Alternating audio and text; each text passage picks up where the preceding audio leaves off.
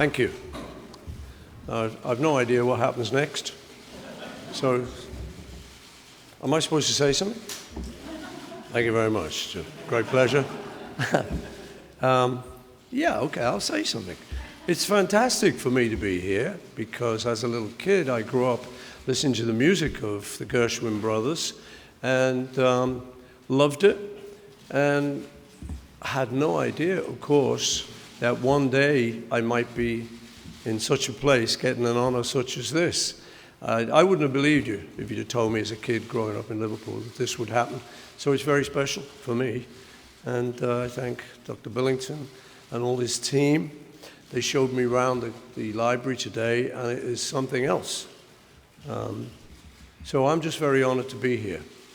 And I think I take questions now, do I? Yeah.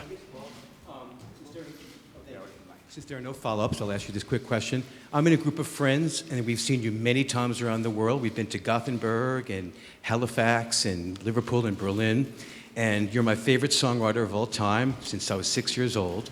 And after your concerts, you're so gracious to often sign things on the stage, and I've been up in the front many times, but I've never been able to successfully get you to sign something for me after I talked to you. Is this an autograph request? Would you sign my LP cover? This is great. A press conference, and he's going, you sign my toe? Would you sign my cover? Be so gracious. I'll do that later. Okay, thank you. Certainly.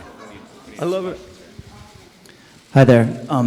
This is a songwriting award, so I was wondering what inspires you to write a song at this point in your career, and how are those inspirations different from the creative rush that you experienced in your 20s? Songwriting's always a great thing for me because it's a mystery. You know, you start with a black hole, and if you're lucky, a couple of hours later, there'll be a song there. So that mystery and that magic is still the same for me.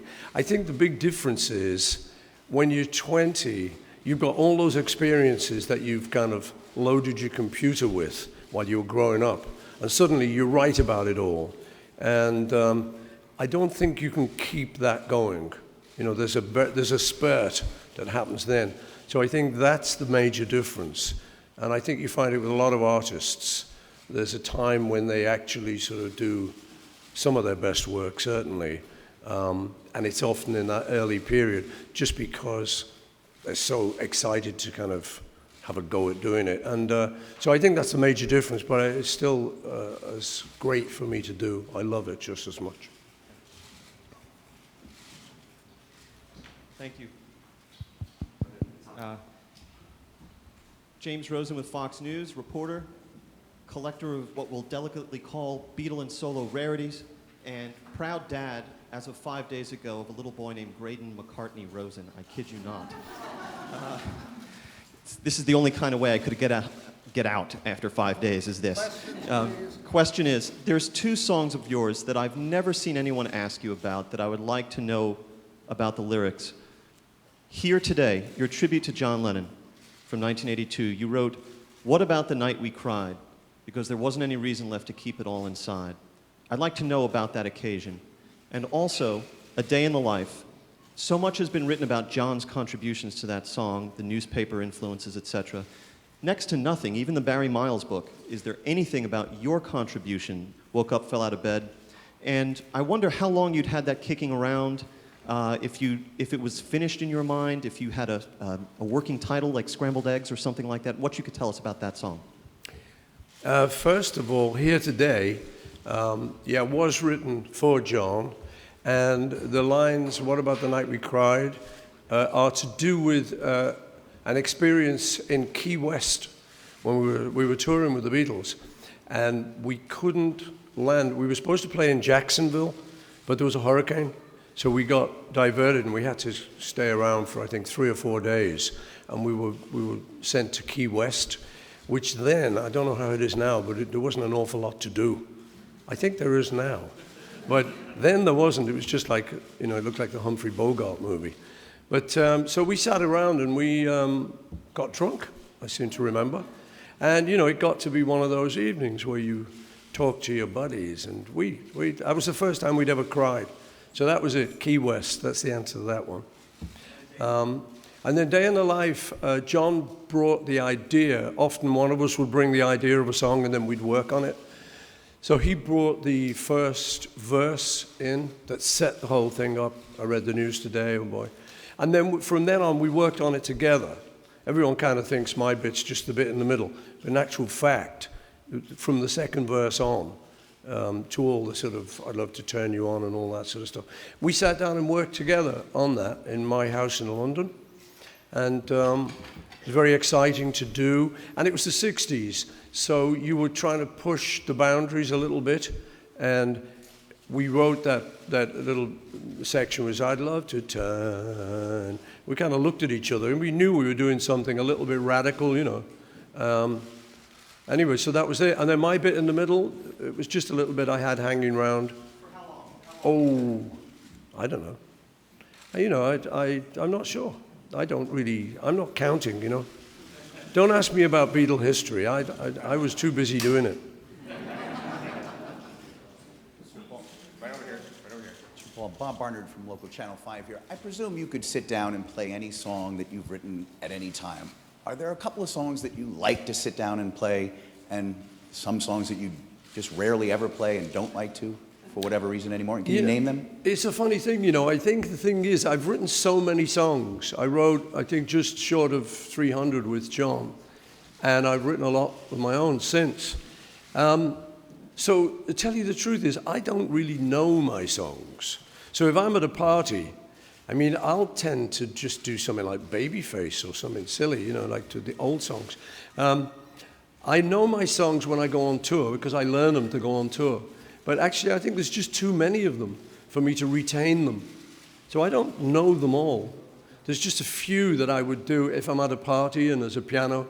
So I would kind of do Long and Winding Road because I remember that. Lady Madonna and things like that.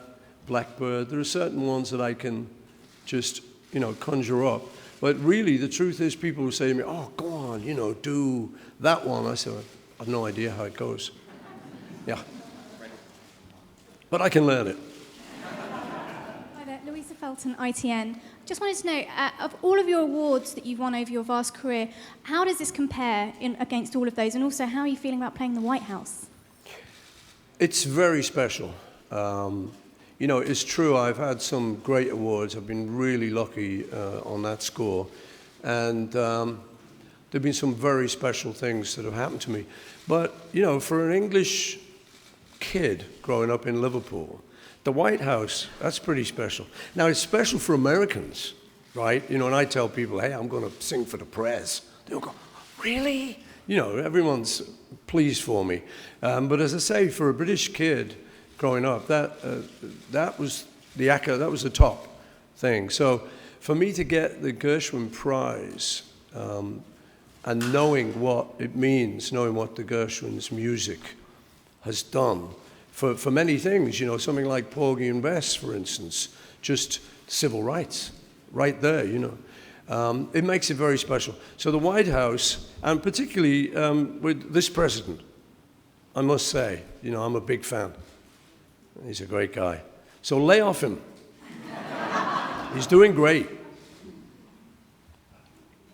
I have a two-part question, if you will. The first part is the Performance Rights Act, if passed, would require performance royalties to be paid to vocalists solely for their vocal contribution to songs, not necessarily the actual songwriting.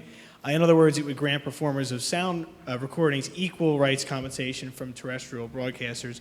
Do you think vocalists should be paid performance royalties for their vocal contribution to songs? Yeah, you know, I think it's an interesting thing. We grew up with that all in place. It's kind of breaking down now with the internet. You know, it's all becoming a little bit, people can just download stuff much more easily than you ever could.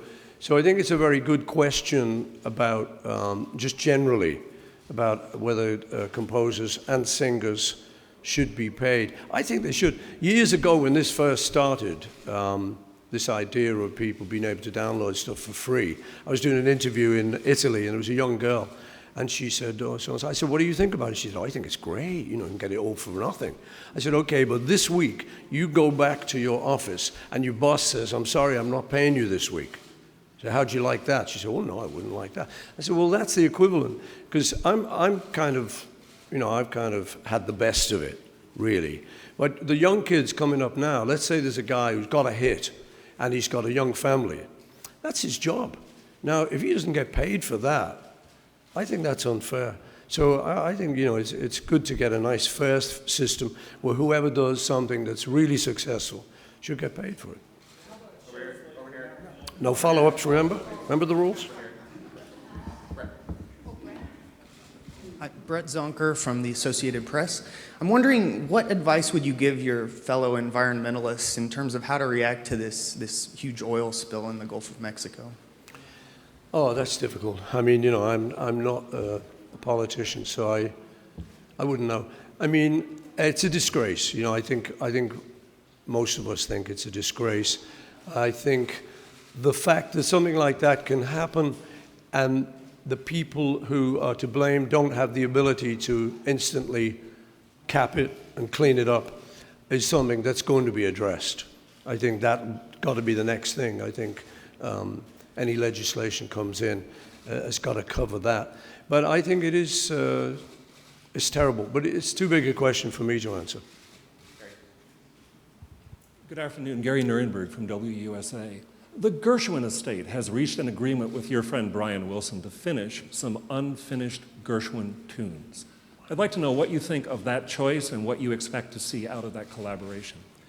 Wow, that's I didn't know about that. That's amazing. I say good luck, Brian. That's no easy job, man. Finish a Gershwin song. But, you know, I know he loves Gershwin, and he's a great composer, so, yeah, I just wish him all the best. But I say that's not an easy job. You and the other winners of the Gershwin Prize are all songwriters as well as performers. I'm wondering, how has the role of the songwriter changed, and who are some songwriters who are not performers who you think deserve the prize? Role of the songwriter. I don't know, really. I don't feel like it has changed. What used to happen before we came on the scene was people used to have writers. So someone like Elvis would have people writing his stuff for him, Lieber and Stoller, and people like that. We kind of upset the boat a little bit because we came along and we were writing our own stuff. So we put a lot of those guys out of work, which, you know, it was okay for us, not so good for them. So I think that's when the role of the songwriter changed. I think I would say it's remained pretty constant since then, because most of the people who make the records write their own stuff now. I think there's a lot of good writers out there today. I think the scene is as healthy as it's ever been. They're great. Maybe not as good as the Beatles, but they're great. All right. Last question right here. Right here. Yeah, hi there. Kelly Marshall from CNN. Your songs have been performed by many other artists over the years, but you aren't always in the audience. What advice do you give to these young artists, especially the young ones preparing for tomorrow's concert? What advice to the young ones, what? Who are performing tomorrow at the tribute concert at the White House. Oh, yeah. I don't know. I mean, you know, the thing is, let's face it, this is not our usual crowd. So I think, you know, we're going to be nervous, and I'll be nervous. And so we've all got to hold our nerve, and we've just got to do our best and just know that we're doing it for all the right reasons. I intend to try and just have fun, because it's something I'm really looking forward to, and I know they all are. And I think it's really nice of them to agree to do this. It's going to be slightly nerve-wracking. As I say, we had a rehearsal yesterday, and the president is going to be there where you are. I mean, that's like 3 feet away. Now, okay, I'm a fan, but that's going to get me. I don't know. I don't know what I'm going to do. I don't know what they're going to do, but we're going to have fun. And we're greatly honored. Thank you very much for the honor.